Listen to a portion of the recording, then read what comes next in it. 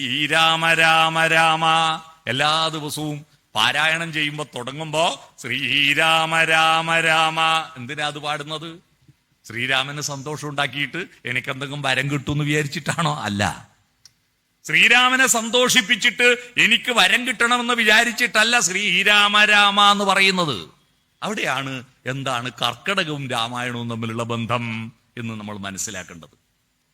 കർക്കിടക മാസത്തിലെ രാമായണം വായിക്കാൻ പാടുള്ളൂ എന്നൊന്നും ആരും പറഞ്ഞിട്ടില്ല. പിന്നെ എന്തിനാണ് കർക്കിടകത്തിൽ രാമായണം വായിക്കുന്നത്? രണ്ട് കാരണങ്ങളാണ് അതിനുള്ളത്. ഒന്ന്, കർക്കിടകം രാശിയിലെ പുണർദം നക്ഷത്രത്തിലാണ് ശ്രീരാമൻ ജനിച്ചതെന്നാ പറയുന്നത്. കർക്കിടക മാസത്തിലാന്നല്ലേ, മാസം വേറെ രാശി വേറെയാണ് കേട്ടോ. കർക്കിടകം രാശിയിൽ പുണർദം നക്ഷത്രത്തിലാണ് ശ്രീരാമൻ ജനിച്ചത്. ഒന്നത്. രണ്ടാമത്, ഈ കർക്കിടക മാസം രാമായണ മാസമായിട്ട് കേരള മലയാളികൾ മാത്രമേ ഉള്ളൂ ആചരിക്കുന്നുള്ളൂ. ഇന്ത്യയിൽ രാമായണം ഉണ്ടായ നാട്ടിലൊന്നും കർക്കിടക മാസമൊന്നുമില്ല രാമായണത്തിന്. ഈ കേരളത്തിൽ എന്തുകൊണ്ടാണ് കർക്കിടക മാസത്തിൽ രാമായണം വായിക്കുന്നത്? കർക്കിടക മാസം കാക്ക കണ്ണു തുറക്കാതെ മഴ പെയ്യുന്ന മാസമാണ്. അന്തരീക്ഷത്തിൽ ഹ്യൂമിഡിറ്റി കൂടുന്ന മാസമാണ്.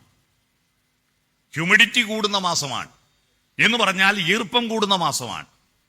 നിങ്ങളൊരു കുപ്പിയിലെ വെള്ളം ഫ്രിഡ്ജിൽ നിന്ന് എടുക്കുക, തണുത്ത വെള്ളം, എന്നിട്ട് അതിന്റെ പുറത്തുള്ള വെള്ളം തുണി കൊണ്ട്, ഉണങ്ങിയ തുണി കൊണ്ട് Download ShareChat.